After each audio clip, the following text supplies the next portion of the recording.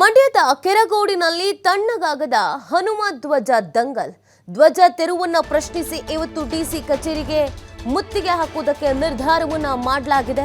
ಕೆರಗೋಡು ಗ್ರಾಮದಿಂದ ಮಂಡ್ಯ ಡಿಸಿ ಕಚೇರಿವರೆಗೆ ಪಾದಯಾತ್ರೆಯನ್ನ ಹಮ್ಮಿಕೊಳ್ಳಲಾಗಿದೆ. ಪಾದಯಾತ್ರೆ ಬಳಿಕ ಡಿಸಿ ಕಚೇರಿ ಮುತ್ತಿಗೆ ಹಾಕುವಂತ ಸಾಧ್ಯತೆ ಇದೆ. ಹಿಂದೂ ಕಾರ್ಯಕರ್ತರು ಬಿಜೆಪಿ ಜೆಡಿಎಸ್ ಕಾರ್ಯಕರ್ತರಿಂದ ಮುತ್ತಿಗೆ ಹಾಕುವುದಕ್ಕೆ ಪ್ಲಾನ್ ಅನ್ನ ಮಾಡಿಕೊಳ್ಳಲಾಗಿದೆ. ಬೃಹತ್ ಪ್ರತಿಭಟನೆಗೆ ರಾಜ್ಯದ ಹಲವು ನಾಯಕರು ಭಾಗಿಯಾಗುವಂತ ಸಾಧ್ಯತೆ ಇದೆ. ಇಂದಿನ ಕೆರಗೋಡು ಸಂತೆಯು ರದ್ದು ಮಾಡುವುದಕ್ಕೆ ವರ್ತಕರು ನಿರ್ಧಾರವನ್ನ ಮಾಡಿದ್ದಾರೆ. ನೋಡಿ, ಹನುಮ ಧ್ವಜವನ್ನ ಇಳಿಸಲಾಗಿದೆ, ರಾಷ್ಟ್ರ ಧ್ವಜವನ್ನ ಹಾರಿಸಲಾಗಿದೆ. ಇಲ್ಲಿ ರಾಜಕೀಯವಾಗಿ ಈ ಪ್ರಕರಣ ಕೂಡ ತಿರುವು ಪಡ್ಕೊಂಡಿದ್ದನ್ನು ಗಮನಿಸಿದ್ರಿ. ಲಾಠಿ ಚಾರ್ಜ್ ಕೂಡ ಆಗಿತ್ತು. ಪೊಲೀಸರು ಹರಸಾಹಸ ಪಟ್ಟು ಏನೇನೋ ಮಾಡಿದ್ರು. ಬಟ್ ಇದು ಆಕ್ರೋಶಕ್ಕೆ ಕಾರಣವಾಗಿದೆ. ಬಿಜೆಪಿ ನಾಯಕರು, ಜೆಡಿಎಸ್ನ ನಾಯಕರು ಎಲ್ಲರೂ ಸ್ಥಳಕ್ಕೆ ಎಂಟ್ರಿ ಕೊಡ್ತಾ ಇದ್ದಾರೆ. ನಿನ್ನೆ ವಿಪಕ್ಷ ನಾಯಕ ಆರ್ ಅಶೋಕ್ ಅವರು ಹೋಗಿದ್ರು.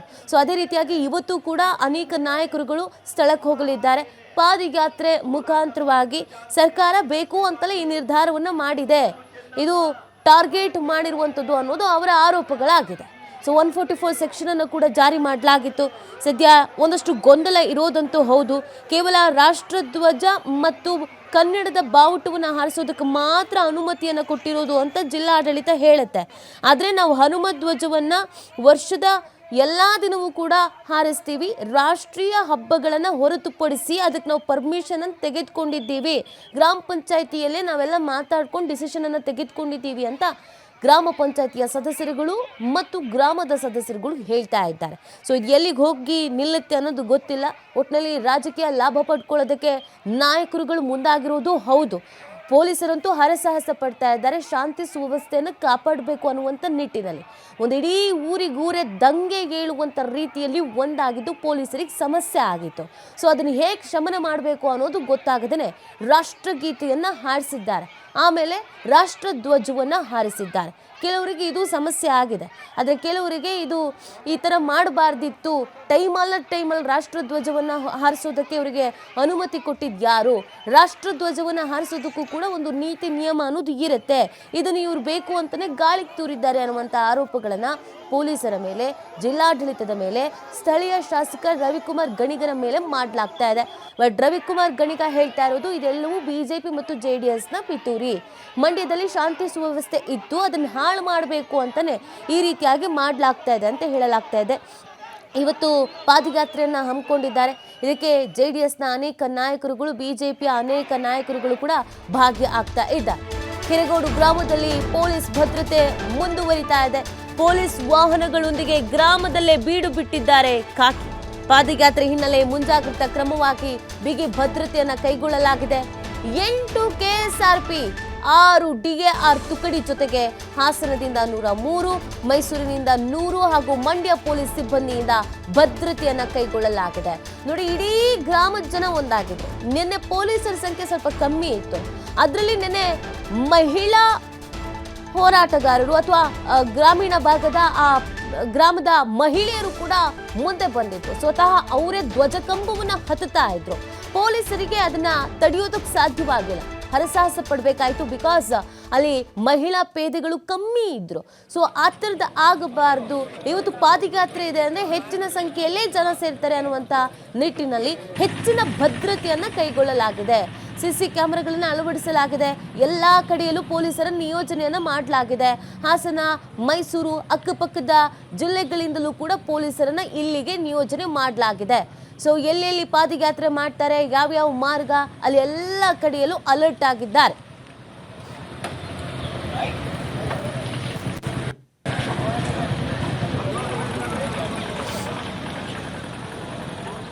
ಈ ಬಗ್ಗೆ ಮತ್ತಷ್ಟು ಮಾಹಿತಿಯನ್ನು ನೀಡ್ತಾರೆ ನಮ್ಮ ಪ್ರತಿನಿಧಿ ಪುನೀತ್. ಮಂಡ್ಯದಿಂದ ಲೈವ್ನಲ್ಲಿ ಜಾಯಿನ್ ಆಗ್ತಾ ಇದ್ದಾರೆ. ಪುನೀತ್, ಈಗ ಸದ್ಯದ ಪರಿಸ್ಥಿತಿ ಯಾವ ರೀತಿ ಆಗಿದೆ? ಇವತ್ತಿನ ಪಾದಯಾತ್ರೆಗೆ ಸಂಬಂಧಪಟ್ಟಂತೆ ಏನೆಲ್ಲ ಹೈಲೈಟ್ ಇದೆ ಪುನೀತ್?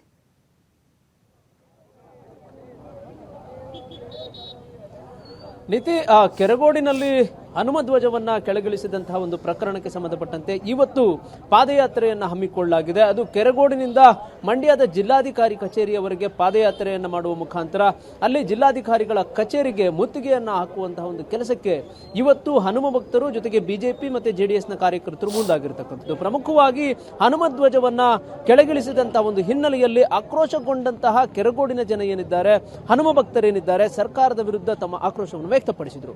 ಪ್ರಮುಖವಾಗಿ ಈ ಒಂದು ವಿಚಾರಕ್ಕೆ ಸಂಬಂಧಪಟ್ಟಂತೆ ಇವತ್ತು ಬೆಳಿಗ್ಗೆಯ ವೇಳೆಗೆ ಅಂದ್ರೆ ಸುಮಾರು 9 ಗಂಟೆಯ ವೇಳೆಗೆ ಈ ಒಂದು ಕೆರಗೋಡು ಗ್ರಾಮದಿಂದ ಮಂಡ್ಯದ ಜಿಲ್ಲಾಧಿಕಾರಿ ಕಚೇರಿಗಳವರೆಗೆ ಪಾದಯಾತ್ರೆಯನ್ನು ಹಮ್ಮಿಕೊಳ್ಳಲಾಗಿರ್ತಕ್ಕಂಥದ್ದು. ಹೀಗಾಗಿ ಹೆಚ್ಚಿನದಾಗಿ ಏನು ಮುಖ್ಯವಾಗಿ ನಾವು ಗಮನಿಸಬಹುದು, ಕೆರಗೋಡು ಗ್ರಾಮದಲ್ಲಿ ಈಗ ನಾವು ನೋಡ್ತಾ ಇರತಕ್ಕಂಥ ಒಂದು ಧ್ವಜಸ್ತಂಭ ಏನಿದೆ, ಈ ಒಂದು ಧ್ವಜಸ್ತಂಭದಲ್ಲೇ ಹನುಮನ ಧ್ವಜವನ್ನ ಹಾರಾಟ ಮಾಡಲಾಗಿರುತ್ತೆ. ಆ ಒಂದು ಹನುಮ ಧ್ವಜವನ್ನ ಕೆಳಗಿಳಿಸಿದಂತ ಒಂದು ಹಿನ್ನೆಲೆಯಲ್ಲಿ ರಾಮ ಭಕ್ತರು, ಹನುಮ ಭಕ್ತರು ಆಕ್ರೋಶವನ್ನು ವ್ಯಕ್ತಪಡಿಸಿದ್ರು. ಅದಕ್ಕೆ ಸಂಬಂಧಪಟ್ಟಂತೆ ಪ್ರತಿಭಟನೆಗಳು ಕೂಡ ಆದವು. ಜೊತೆಗೆ ನಿನ್ನೆಯಷ್ಟೇ ಲಾಠಿ ಚಾರ್ಜ್ ಹಂತಕ್ಕೂ ಹೋಗುವಂತಹ ಒಂದು ಘಟನೆ ಈ ಒಂದು ಗ್ರಾಮದಲ್ಲಿ ನಡೆದಿತ್ತು. ಈಗ ಜಿಲ್ಲಾಡಳಿತ ಜೊತೆಗೆ ಸರ್ಕಾರದ ಒಂದು ನಡೆಯ ವಿರುದ್ಧ ಹನುಮ ಭಕ್ತರು ಆಕ್ರೋಶಗೊಂಡು ಪಾದಯಾತ್ರೆಯನ್ನು ಹಮ್ಮಿಕೊಂಡಿದ್ದಾರೆ. ಇದು ಒಂದು ರೀತಿ ರಾಜಕೀಯ ತಿರುವನ್ನು ಕೂಡ ಪಡೆದುಕೊಳ್ತಾ ಇರತಕ್ಕಂಥದ್ದು. ಹೀಗಾಗಿ ಇಡೀ ಗ್ರಾಮದಲ್ಲಿ ಈಗ ಪೊಲೀಸರು ಹೆಚ್ಚಿನ ಸಂಖ್ಯೆಯಲ್ಲಿ ಬೀಡು ಬಿಟ್ಟಿರತಕ್ಕಂಥದ್ದು. ಹೆಚ್ಚಿನದಾಗಿ ಪೊಲೀಸರು ಬೀಡು ಬಿಡುವ ಮುಖಾಂತರ ಅಹಿತಕರ ಘಟನೆ ಅಂದ್ರೆ ಈ ಒಂದು ಭದ್ರತೆಯ ದೃಷ್ಟಿಯಿಂದ ಹೆಚ್ಚಿನದಾಗಿ ನಿಗಾವನ್ನು ವಹಿಸಿದ್ದಾರೆ. ಇನ್ನು ಮುಖ್ಯವಾಗಿ ಈಗ ಬಿಜೆಪಿಯ ನಾಯಕರು ಜೊತೆಗೆ ಜೆಡಿಎಸ್ನ ನಾಯಕರೆಲ್ಲರೂ ಕೂಡ ಈ ಒಂದು ಪಾದಯಾತ್ರೆಯಲ್ಲಿ ಭಾಗಿಯಾಗ್ತಾರೆ. ಹೀಗಾಗಿಯೇ ಇದು ರಾಜಕೀಯ ತಿರುವನ್ನ ಪಡೆದುಕೊಂಡಿರತಕ್ಕಂಥದ್ದು. ಸರಿಯಾಗಿ 9 ಗಂಟೆಯ ವೇಳೆಗೆ ಈಗ ಹನುಮನ ದೇವಸ್ಥಾನ ಏನು ನೋಡ್ತಾ ಇದ್ದೇವೆ, ಮಂಡ್ಯದ ಕೆರಗೋಡಿನಲ್ಲಿರ್ತಕ್ಕಂಥ ಹನುಮ ದೇವಸ್ಥಾನಕ್ಕೆ ಪೂಜೆಯನ್ನ ಸಲ್ಲಿಸುವ ಮುಖಾಂತರ ಇಲ್ಲಿಂದ ಪಾದಯಾತ್ರೆಯನ್ನ ಹಮ್ಮಿಕೊಳ್ಳಲಾಗುತ್ತೆ. ಮುಖ್ಯವಾಗಿ ಕೆರಗೋಡಿನಿಂದ ಮರಿಲಿಂಗನ ದೊಡ್ಡಿ ಇರಬಹುದು, ಹೊನ್ನನಾಯಕನಹಳ್ಳಿ, ಎಸ್ಐ ಕೋಡಿಹಳ್ಳಿ ಗೇಟು, ಜೊತೆಗೆ ದೊಡ್ಡಬಾಣಸವಾಡಿ, ಹುಲಿವಾನ, ಹೊನಗನಹಳ್ಳಿ ಮಠ, ಕೊಮ್ಮೇರಹಳ್ಳಿ, ಸಾತ್ನೂರು, ಚಿಕ್ಕಮಂಡ್ಯ ಮಾರ್ಗವಾಗಿ ಈ ಒಂದು ಪಾದಯಾತ್ರೆ ಸಾಗುತ್ತೆ. ಹೀಗಾಗಿಯೇ ಈಗಾಗಲೇ ಹನುಮ ಭಕ್ತರೆಲ್ಲರೂ ಕೂಡ ಈ ಒಂದು ಕೆರಗೋಡಿನ ಮುಖ್ಯ ಆವರಣ ಏನಿದೆ, ಈ ಒಂದು ಧ್ವಜಸ್ತಂಭದ ಆವರಣದಲ್ಲಿ ನಡೀತಾ ಇರತಕ್ಕಂಥದ್ದನ್ನ ನಾವು ಕಾಣಬಹುದು. ಹೀಗಾಗಿ ಹೆಚ್ಚಿನ ಪೊಲೀಸರನ್ನ ನಿಯೋಜನೆ ಮಾಡತಕ್ಕಂಥ ಕೆಲಸವನ್ನ ಈಗಾಗಲೇ ಮಾಡಲಾಗಿರ್ತಕ್ಕಂಥದ್ದು. ಮುಖ್ಯವಾಗಿ ಈ ಒಂದು ಪಾದಯಾತ್ರೆ ಇದೆ ಅನ್ನೋ ಒಂದು ಹಿನ್ನೆಲೆಯಲ್ಲಿಯೇ ಬಿಗಿ ಭದ್ರತೆಯನ್ನು ಕೈಗೊಂಡಿರ್ತಕ್ಕಂಥ ಪೊಲೀಸರು 8 KSRP 6 DR ತುಕಡಿ ಜೊತೆಗೆ ಹಾಸನದಿಂದ 100ಕ್ಕೂ ಹೆಚ್ಚು ಪೊಲೀಸರು, ಜೊತೆಗೆ ಮೈಸೂರಿನಿಂದಲೂ ಕೂಡ 100ಕ್ಕೂ ಹೆಚ್ಚು ಪೊಲೀಸರನ್ನ ನಿಯೋಜನೆ ಮಾಡತಕ್ಕಂಥ ಕೆಲಸವನ್ನು ಕೂಡ ಮಾಡಲಾಗಿರ್ತಕ್ಕಂಥದ್ದು. ಹೀಗಾಗಿ ಸ್ವಯಂ ಘೋಷಿತವಾಗಿ ಈ ಒಂದು ಏನು ಮಂಡ್ಯದ ಕೆರಗೋಡು ಗ್ರಾಮ ಏನಿದೆ, ಈ ಗ್ರಾಮ ಒಂದು ರೀತಿ ಬಂದ್ನ ವಾತಾವರಣ ಇರತಕ್ಕಂಥದ್ದು. ಇನ್ನು ನಿನ್ನೆಯೂ ಕೂಡ 144 ಸೆಕ್ಷನ್ ಅನ್ನು ಜಾರಿ ಮಾಡುವ ಮುಖಾಂತರ ಇಲ್ಲಿ ಮುನ್ನೆಚ್ಚರಿಕೆ ಕ್ರಮವನ್ನು ವಹಿಸಲಾಗಿತ್ತು. ಈಗಲೂ ಕೂಡ ಅದೇ ರೀತಿಯಾದಂತಹ ವಾತಾವರಣ ಇರತಕ್ಕಂಥದ್ದು. ಈಗ ಇನ್ನೇನು ಕೆಲವೇ ಕ್ಷಣಗಳಲ್ಲಿ ಈ ಒಂದು ಪಾದಯಾತ್ರೆ ಆರಂಭವಾಗುತ್ತೆ. ಹೀಗಾಗಿ ಪಾದಯಾತ್ರೆಯ ಒಂದು ಆರಂಭದ ಒಂದು ಹಿನ್ನೆಲೆಯಲ್ಲಿ ಹನುಮ ಭಕ್ತರೆಲ್ಲರೂ ಕೂಡ ನೆರೀತಾ ಇರತಕ್ಕಂಥದ್ದನ್ನ ನಾವು ಕಾಣಬಹುದು. ಹೆಚ್ಚಿನದಾಗಿ ಈ ಒಂದು ಹನುಮ ಭಕ್ತರ ಈಗೇನು ನೆರೀತಾ ಇದ್ದಾರೆ, ಮುಖ್ಯವಾಗಿ ಇವರೆಲ್ಲರೂ ಕೂಡ ಪಾದಯಾತ್ರೆಯಲ್ಲಿ ಭಾಗಿಯಾಗ್ತಾರೆ. ಈಗ ನಾನು ಹನುಮ ಭಕ್ತರನ್ನ ಮಾತನಾಡಿಸ್ತಾ ಹೋಗ್ತೇನೆ. ಸರ್, ಈಗ ಎಷ್ಟೊತ್ತಿಗೆ ಪಾದಯಾತ್ರೆ ಮಾಡ್ತಾ ಇರ್ತಕ್ಕಂಥದ್ದು, ಏನೆಲ್ಲ ಸಿದ್ಧತೆ? ಸರ್, ನಾವು ಈಗ 8ವರೆಗೆ ಕೆರಗೋಡಿಂದ DC ಕಚೇರಿಗೆ ಪಾದಯಾತ್ರೆ ಮಾಡ್ತಾ ಇದ್ದೀವಿ. ಇಲ್ಲಿ ಎಲ್ಲ ಸಂಘಟನೆಗಳು ಮತ್ತೆ ಸಿನಿಮಾ ಭಕ್ತರು ಮತ್ತೆ ವಿವಿಧ ರಾಜಕೀಯ ಮುಖಂಡರನ್ನು ಆಹ್ವಾನ ಮಾಡಿದ್ದೀವಿ. 8ವರೆಯಿಂದ 9 ಗಂಟೆಗೆ ನಾವು ಪಾದಯಾತ್ರೆ ಕಮಿಸ್ ಮಾಡಿ DC ಆಫೀಸ್ಗೆ ಮುತ್ತಿಗೆ ಮಾಡಬೇಕು ಅಂತ ಮಾಡಿದ್ದೀವಿ. ಇದರಲ್ಲಿ ಎಲ್ಲ ಸಾರ್ವಜನಿಕರು ಬರ್ತಾ ಇದ್ದಾರೆ. ನಾವು ಈಗಾಗಲೇ ಅಲ್ಲಿ ಮಧ್ಯ ಸಾತ್ನೂರ್ ಹತ್ರ ಲಘು ಉಪಹಾರನ ಬರುವಂತ ಕಾರ್ಯಕರ್ತರಿಗೆ ಇಟ್ಕೊಂಡಿದ್ದೀವಿ. ನಂತರ 10-10ವರೆಗೆ DC ಕಚೇರಿಗೆ ಹೋಗ್ತೀವಿ. ಸರ್, ಏನ್ ಕರಪತ್ರಗಳು ಅಂತ ಕೊಡ್ತಿದ್ರಲ್ಲ ಸರ್, ಇದು ಕಳೆದ 15 ದಿನದಿಂದ 4,000 ಜನ ಅರ್ಜಿಗಳನ್ನ ಪಂಚಾಯತಿಗೆ ಈ ಹನುಮ ಬಾವುಟ ಇರಬೇಕು ಅಂತ ಮನವಿ ಮಾಡ್ಕೊಂಡವ್ರೆ. ಪಂಚಾಯತ್ ಸುಧಾ ರಿಜಿಸ್ಟ್ರೇಷನ್ ಆಗಿದೆ. 22 ಶಾಸಕರಲ್ಲಿ 22 ಪಂಚಾಯತಿ ಸದಸ್ಯರ ಪೈಕಿ 20 ಜನ ಈ ಧ್ವಜಕಂಬ ಇರಬೇಕು ಅಂತ ರಿಜಿಸ್ಟ್ರೇಷನ್ ಆಗಿತ್ತು. ಇದನ್ನ ಓವರ್ಲುಕ್ ಮಾಡಿ ನಮ್ಮ ಶಾಸಕರು ಇದಕ್ಕೆ ನೇರ ಹೊಣೆ, ನಮ್ಮ ಮಂಡ್ಯ ವಿಧಾನಸಭಾ ಕ್ಷೇತ್ರದ ಶಾಸಕರು ನೇರ ಹೊಣೆ ಆಗ್ತಾರೆ. ರಾಜಕೀಯ ಕುತಂತ್ರದಿಂದ ಈ ಕೆರಡು ಭಾಗದಲ್ಲಿ JDSಗೆ ಹೆಚ್ಚಿನ ಮತಗಳು ಬಂದಿರುವುದರಿಂದ ಇಲ್ಲಿ ಕಡಿವಾಣ ಹಾಕಬೇಕು ಅನ್ನೋ ಉದ್ದೇಶದಿಂದ ಈ ಕೃತ್ಯ ಎದುರಿಸ್ತಾ ಇದ್ದಾರೆ. ಸಾರ್ವಜನಿಕರ ಮೇಲೆ ಲಾಠಿ ಚಾರ್ಜ್ ಮಾಡ್ತಿದ್ದಾರೆ, ವಿವಿಧ ಮುಖಂಡರ ಮೇಲೆ ಹಲ್ಲೆ ಮಾಡ್ತಿದ್ದಾರೆ. ಇದಕ್ಕೆ ನೇರ ಹೊಣೆ ನಮ್ಮ ಮಂಡ್ಯ ಶಾಸಕರು. ಅಂದ್ರೆ ಈಗ ಈ ಧ್ವಜಸ್ತಂಭ ಸ್ಥಾಪನೆ ಮಾಡಿದ್ ಯಾವಾಗ, ಆ ಒಂದು ಧ್ವಜಸ್ತಂಭ ಸ್ಥಾಪನೆ ಮಾಡಿದ ಮೇಲೆ ಯಾವ ಒಂದು ಧ್ವಜ ಇತ್ತು ಅದರಲ್ಲಿ? ಸರ್, ಕಳೆದ 40 ವರ್ಷದಿಂದ ಸರ್ ಒಂದು ಶ್ರೀರಾಮ ಧ್ವಜ ಇತ್ತು ಅಲ್ಲಿ, ಅದನ್ನು ಶಿಥಿಲವಾಗಿತ್ತು. ಅದನ್ನ ಪುನಃ ಶ್ರೀರಾಮ ಮಂದಿರ ಉದ್ಘಾಟನೆ ಇರೋದ್ರಿಂದ ಅದನ್ನ ಆಲ್ಟ್ರೇಷನ್ ಮಾಡೋಕ್ಕೆ ನಾವು 108 ಅಡಿ ಧ್ವಜ ಕಂಬವನ್ನ ನವೀಕರಣ ಮಾಡಿದ್ವು. ನಾವು ಅದನ್ನು ತಗೋಬೇಕು ಕಾನೂನು ಪ್ರಕಾರ ಪಂಚಾಯತಿಗೆ ಒಂದು ಅರ್ಜಿ ಕೊಟ್ಟು ನಾವು ಇದನ್ನ ರಿಜಿಸ್ಟ್ರೇಷನ್ ತಗೊಂಡಿದ್ದೀವಿ. ಅದು ಮಾಡಿ ನಾವು 20ನೇ ತಾರೀಕು ಉದ್ಘಾಟನೆ ಮಾಡಿದ್ದೀವಿ ಸರ್. ಇದಾದ ಮೇಲೆ ಶಾಸಕರಿಗೆ ಕಣ್ಣು ಕೆಂಪಾಯಿತು, ಜನ ಕ್ರೌಡ್ ಆಯಿತು, ಅದು ನೋಡಿದ್ರು, ಅದನ್ನು ತಡೆನಾರದೆ ಅವರು ಇವತ್ತು ಈ ಕೃತ್ಯ ಎಸಗಿದ್ದಾರೆ ಸರ್. ಈಗ ಷರತ್ತುಬದ್ಧವಾದಂತಹ ಅನುಮತಿಯನ್ನ ಕೊಟ್ಟಿರ್ತಕ್ಕಂಥದ್ದು ಪೊಲೀಸರು ರಾಷ್ಟ್ರಧ್ವಜ ಮತ್ತೆ ನಾಡಧ್ವಜಕ್ಕೆ, ಅದನ್ನ ಮೀರಿ ಇದನ್ನ ಇಲ್ಲ ಸರ್, ಖಂಡಿತ ಸರ್. ನಾವು ಅಲ್ಲಿ ಅರ್ಜಿ ಕೊಡುವಾಗ ನಾವು ಹನುಮ ಧ್ವಜ ಅಂತ ಕೊಟ್ಟಿದ್ದೀವಿ. ಹನುಮ ಬೇಕಾದ್ರೆ ಈಸ್ಕೊಂಡು ನೋಡಿ ನೀವು, ಹನುಮ ಧ್ವಜ ಅಂತ ಕೊಟ್ಟಿದ್ರೆ ನಮ್ಗೆ ಪಂಚಾಯತಿ ಸರ್ವಾನುಮತದಿಂದ ಅದನ್ನು ಅಂಗೀಕಾರ ಮಾಡಿದ್ದಾರೆ ಸರ್. ಅದನ್ನ ಉಲ್ಲೇಖನೆ ಮಾಡಿ ಈ ಶಾಸಕರು ತಿರುಚಿ ಸರ್ಕಾರದ ಜಿಲ್ಲಾಡಳಿತವನ್ನ ತನ್ನ ಕೈವಶಕ್ಕೆ ತಗೊಂಡು ಈ ಕೃತ್ಯ ಸಿಗ್ತಾ ಇದ್ದಾರೆ. ಇದಕ್ಕೆ ನೇರ ಹೊಣೆ ಶಾಸಕರೇ ಸರ್. ಈ ಒಂದು ಪ್ರತಿಭಟನೆಯಲ್ಲಿ ಅಂದ್ರೆ ಈ ಒಂದು ಪಾದಯಾತ್ರೆಯಲ್ಲಿ ಯಾರ್ಯಾರು ಸರ್? ನಮ್ಮ ಈಗ HD ಕುಮಾರಸ್ವಾಮಿ ಅವರು ಬರ್ತಾ ಇದ್ದಾರೆ, ಮತ್ತೆ ನಮ್ಮ ವಿಜೇಂದ್ರ ಶಾಸಕ, ನಮ್ಮ ವಿರೋಧ ಪಕ್ಷದ ಬಿಜೆಪಿ ಅಧ್ಯಕ್ಷರಾದಂತಹ ವಿಜೇಂದ್ರ ಬರ್ತಾ ಇದ್ದಾರೆ, ಚೆನ್ಗಾ ಶಿವಣ್ಣ ಬರ್ತಾ ಇದ್ದಾರೆ, ಆಮೇಲೆ HD ಕುಮಾರಸ್ವಾಮಿ ಅವರು, ಮತ್ತೆ DC ತಮ್ಮಣ್ಣವರು, ಪುಟ್ಟರಾಜ್ ಅವರು ಎಲ್ಲ ಭಾಗಿಯಾಗ್ತಾ ಇದ್ದಾರೆ. JDS ಮತ್ತೆ ಬಿಜೆಪಿ ಇದನ್ನ ರಾಜಕೀಯ ತಿರುವನ್ನು ಪಡೆದುಕೊಳ್ಳುವಂತ ರೀತಿಯಲ್ಲಿದೆ. ಏನಿಲ್ಲ, ಬಿಜೆಪಿ ಮತ್ತೆ JDS ಇಂದ ಯಾವುದೇ ಭಿನ್ನಾಭಿಪ್ರಾಯಗಳಿಲ್ಲ. ಅವರು ಹೊಂದಾಣಿಕೆ ಅಲಯನ್ಸ್ ಮೇಲ್ಮಟ್ಟ ಮಾಡ್ಕೊಂಡಿದ್ದಾರೆ. ಇದಕ್ಕೆ ಸಂಬಂಧಪಟ್ಟ ಇವ್ರು ಬಂದಿದ್ದಾರೆ, ಇದಕ್ಕೆ ಹೊಂದಾಣಿಕೆ ಆಗೋರು ಅಂತ ಹೊಟ್ಟೆ ಊರಿ ಶುರುವಾಗಿದೆ. ಈಗ ನಿಮ್ಮ ಗ್ರಾಮದಲ್ಲಿ ಈ ತರದ ಘಟನೆ ಇದೆ ಮೊದಲಾಗಿದೆ? ಮೊದಲು ಇತಿಹಾಸದಲ್ಲಿ ಇಲ್ಲ ಸರ್. ನಮಗೆ 60-55 ವರ್ಷ ಆಗಿದೆ, ಇಲ್ಲಿವರೆಗೂ ಇಲ್ಲ. ಇದೇ ಮೊದಲನೇ ಗ್ರಾಮದಲ್ಲಿ ಶುರುವಾಗಿರೋದು. ಜಾಗ ಪರಿಶೀಲನೆ ಮಾಡಿ ಅಲ್ಲಿ MLA ಅವರು ಈ ಜಾಗದಲ್ಲಿ ಮಾಡಿ ಅಂತ ಕೂಡ ಹೇಳಿದ್ದಾರೆ. ಅದನ್ನು ಕೂಡ ಮನವರಿಕೆ ಮಾಡ್ಕೊಂಡಿದ್ದಾರೆ. ಆ ಜಾಗದಲ್ಲಿ ಇಲ್ಲೆಲ್ಲ ಮಾಡೋದು ಬೇಡ, ಬಸ್ ಸ್ಟ್ಯಾಂಡ್ ಮಾಡ್ತೀವಿ ನೋಡಿ, ಆ ಜಾಗಕ್ಕೆ ಹಾಕ್ಸ್ಕೊಂಡಿದ್ದಾರೆ. ಆ ಜಾಗದಲ್ಲಿ ನಿರ್ಮಾಣ ಮಾಡಿದ್ಮೇಲೆ ಇದು ಶುರುವಾಗಿದೆ ಸರ್. ಇವರೇನು ಅಂದ್ರೆ ರಾಜಕೀಯ ಪೀಡಿತವಾಗಿ ಮತ್ತೆ ಕಾಂಗ್ರೆಸ್ ನಿರ್ನಾಮ ಆಗೋಗುತ್ತೆ, ಇದನ್ನು ಇವಾಗಲೇ ಕಂಟ್ರೋಲ್ ಮಾಡುವಂತ ಜನಗಳ ಎತ್ಕಟ್ಟಿ ಒಬ್ರಿಗೊಬ್ರಿಗೆ ವಿರೋಧ ಮಾಡಿಕೊಡ್ತಾ ಇದ್ದಾರೆ. ಇದರಿಂದ ಅವ್ರಿಗೆ ಬೆನಿಫಿಟ್ ಅಂತಲ್ಲ, ಲಾಸು. ಅವರು ಅಧಿಕಾರಿಗಳಲ್ಲಿ ಮಂಡ್ಯ ಉಸ್ತುವಾರಿ ಸಚಿವ ಚೆಲುವರಾಯ ಸ್ವಾಮಿ ಅವರಾಗಲಿ ಭಾಳ ಗೌರವ ಐತಿ, ಇಲ್ಲಿ ಅಗೌರವ ತಂದ್ಕೊಂಡ್ರು. ಇವತ್ತು ಮಾಧ್ಯಮದವರಿಗೆ, ಪೊಲೀಸ್ನವರಿಗೆ ಬಹಳ ಕಿರುಕುಳ ಕೊಟ್ಕೊಂಡು ಅಮಾಯಕರಿಗೆ, ರೈತರಿಗೆ ಇದ್ವಾತ್ವದ ಹೊಡೆಸ್ತಾ ಇದ್ದಾರೆ. ನಮ್ಮ ಹುಡುಗರಿಗೆ 4 ಜನ ಕೊಡ್ತಿದ್ದಾರೆ. 4 ರಾಜೇಶ್ ಅಂತ ಕಲ್ಮಡಿ ಹುಡುಗ, ಕೆಂಡ ಕುಮಾರ ಇಂಥವ್ರಿಗೆಲ್ಲ ಹೊಡೆದಿದ್ದಾರೆ. ಸುಮ್ಮನೆ ನಿಂತಿದ್ರಿಗೆಲ್ಲ ಹೊಡೆಸವ್ರೆ. ಅಲ್ಲಿ ಧ್ವಜ ಇಳಿಸ್ಬಿಡಿ ಕೇಳೋದಕ್ಕೋಸ್ಕರ ಹೊಡೆದಿದ್ದಾರೆ. ಸಂಪೂರ್ಣವಾಗಿ ಇವರೇನಾಗುತ್ತೆ, ಕಾಂಗ್ರೆಸ್ಸು ಈಗಾಗಲೇ ಕೇಂದ್ರ ಮಟ್ಟದಲ್ಲಿ ನಿತೀಶ್ ಕುಮಾರ್ ಚೇಂಜ್ ಆಗಿದ್ದಾನೆ, 40 ಸೀಟನ್ನು ಅಧಿಕಾರ ಸ್ವೀಕರಣೆ ಮಾಡಿದ್ದಾನೆ. ಇವರು ಸಂಪೂರ್ಣವಾಗಿ ನಾಶ ಆಗ್ತಾರೆ, ಕಾಂಗ್ರೆಸ್ ನಿರ್ಮೂಲ ಆಗುತ್ತೆ.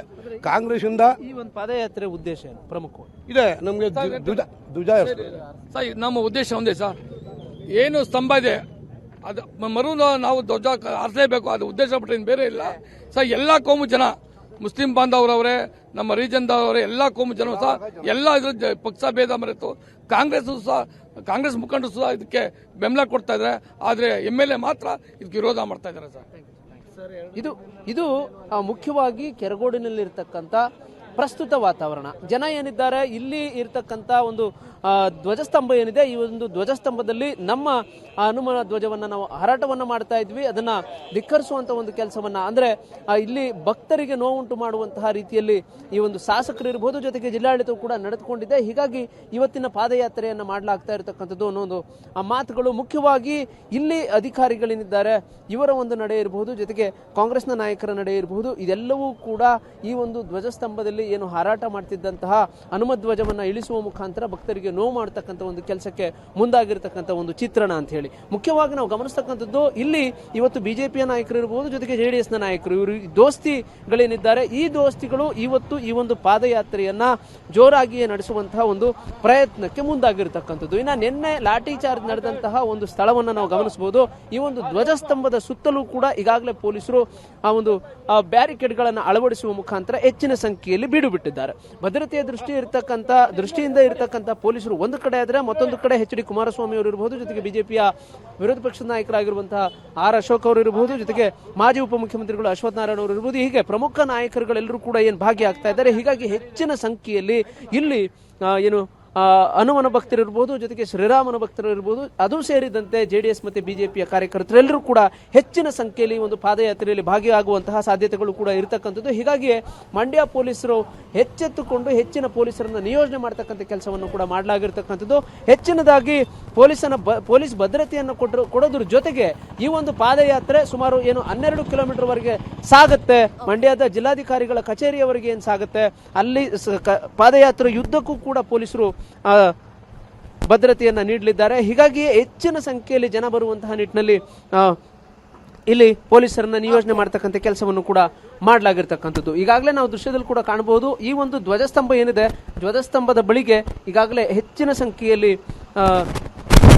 JDS ಮತ್ತೆ ಬಿಜೆಪಿಯ ಕಾರ್ಯಕರ್ತರುಗಳಿರಬಹುದು, ಜೊತೆಗೆ ಹನುಮ ಭಕ್ತರೆಲ್ಲರೂ ಕೂಡ ನೇರಿತಾ ಇರತಕ್ಕಂಥದ್ದು.